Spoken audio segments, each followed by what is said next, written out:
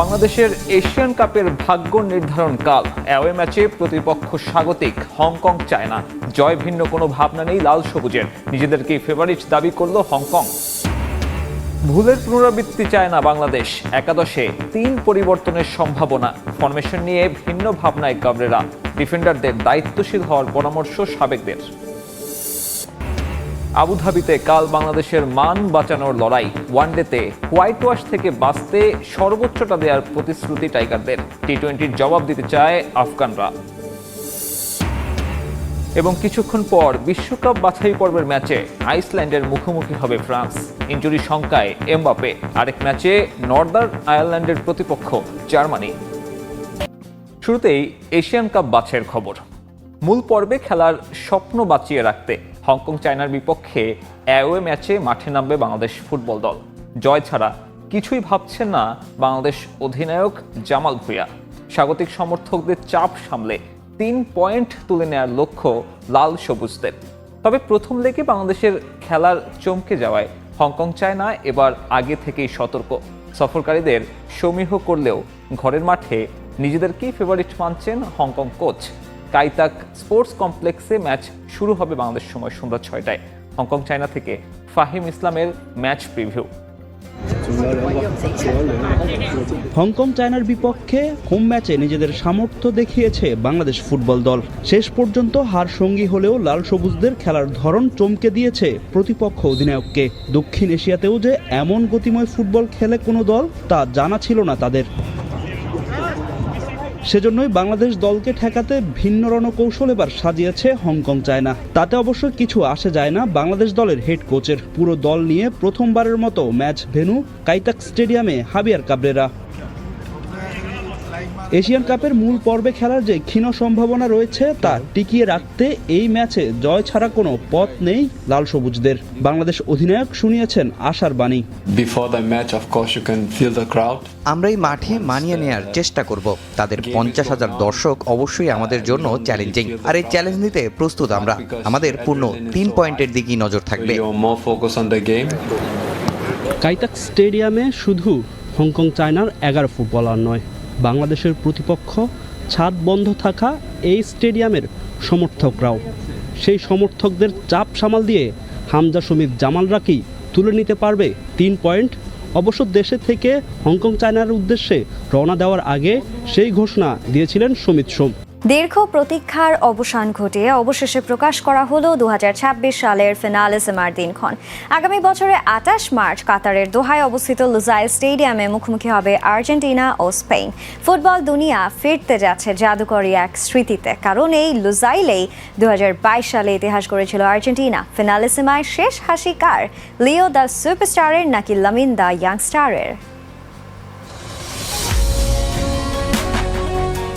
লুজাইল মানেই ফুটবল প্রেমীদের কাছে আবেগের আরেক নাম। 3 বছর আগে লিওনেল মেসির নেতৃত্বে এখানেই আর্জেন্টিনার ফুটবল ইতিহাসে যুক্ত হয়েছিল নতুন এক অধ্যায়। এই মাঠেই আবারও ফিরছে আলবিসেলেস্তারা। এবার তাদের প্রতিপক্ষ ইউরোপের সেরাদের সেরা দল স্পেন। যে ম্যাচটা শুধু একটা প্রীতি লড়াই নয়, এটি 2 মহাদেশের শ্রেষ্ঠত্বের প্রতীক। কোপা আমেরিকার চ্যাম্পিয়ন বনাম ইউরো চ্যাম্পিয়ন। একদিকে অভিজ্ঞতা, ঐতিহ্য, আবেগ, অন্যদিকে স্পেন, যাদের খেলার দর্শনই হলো সৌন্দর্য আর ছন্দ। টিকিটাকা বনাম দক্ষিণ আমেরিকার প্যাশন। এই এক ম্যাচেই যেন ফুটবলের 2 ধারা মুখোমুখি হতে যাচ্ছে 2026 সালের 28 মার্চে। এমন খবর প্রকাশ করেছে স্পোর্টসের জনপ্রিয় সংবাদ মাধ্যম মার্কা।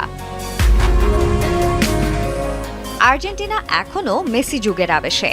কোপা আমেরিকা ও বিশ্বকাপ জয়ের পর দলটি ধীরে ধীরে এগোচ্ছে নতুন প্রজন্মের দিকে। Julian Alvarez, Enzo Fernandez, Garnacho সব মিলিয়ে গড়ে উঠেছে এক তরুণ কিন্তু আত্মবিশ্বাসী দল। অন্যদিকে স্পেন পুরোই বিপরীত পথে। পুনর্জাগরণে মগ্ন এক দল যাদের ভিত্তি গড়ে উঠেছে যুবাদের ওপর।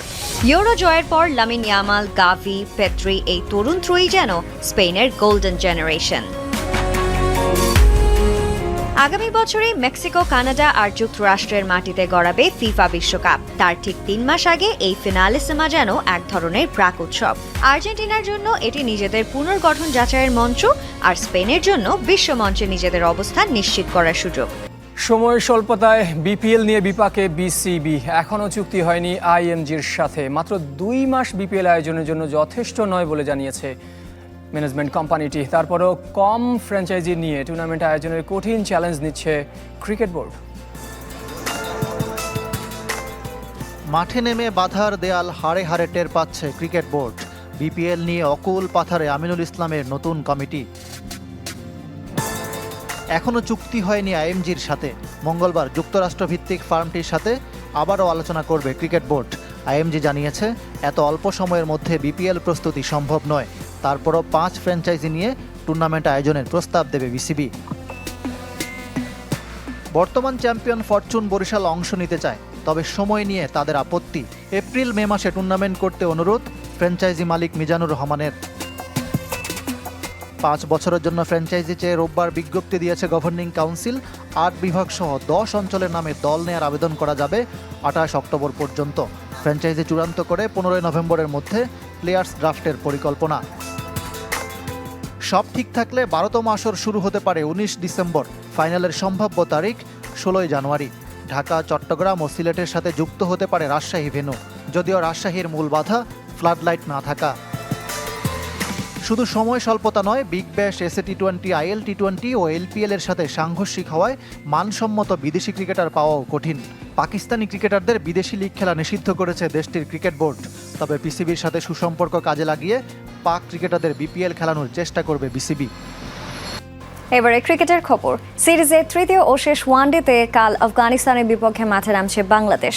হোয়াইট ওয়াশের লজ্জা এড়ানোর চ্যালেঞ্জ মিরাজদের সামনে, সেই সাথে মাথায় থাকবে 2027 ওয়ানডে বিশ্বকাপের সরাসরি খেলার সমীকরণ। এই ম্যাচের একাদশেও আসতে পারে পরিবর্তন। আবুধাবিতে বাংলাদেশ সময় ম্যাচ শুরু সন্ধ্যা 6টায়। পেছনের দৃশ্যটা উপভোগ্য হলেও সামনে থাকা এই ট্রফিটা ছোঁয়া হচ্ছে না বাংলাদেশের। হতাশাজনক পারফরমেন্সে মরুর বুকে ওয়ানডে ট্রফিটাও যে হয়েছে হাতছাড়া।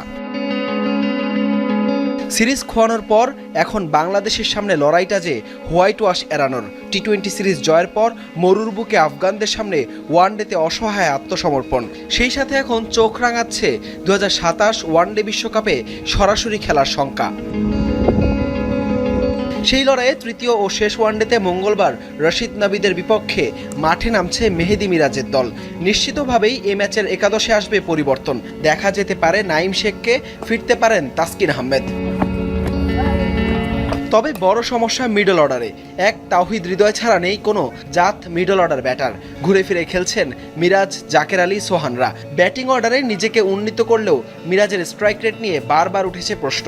সেই সাথে 9 ম্যাচে 1 জয়ে তার অধিনায়কত্ব এখন কাঠগড়ায়। সব মিলে শেষ ম্যাচের একাদশ কেমন হতে পারে? দলের দুঃসময়ে হৃদয়ের সাথে মিডল অর্ডারে দেখা যাবে কি ছন্দে থাকা সাইফ হাসানকে, যিনি প্রকৃত 4 নম্বরই খেলেছেন বেশিরভাগ। এটা আমার কাছে মনে হয় ব্যাটসম্যানদেরকেই ঠিক করতে হবে যে আসলে কী টাইপের শর্টস খেলা উচিত, এবং ট্যাকটিক্যাল জায়গাগুলোতে আমরা ভুল করছি। তাই একদম উপরে হাফ ভলিবল আমরা সুইপ খেলতে যাচ্ছি, জোর করে মেডিকেলের মতো আছি।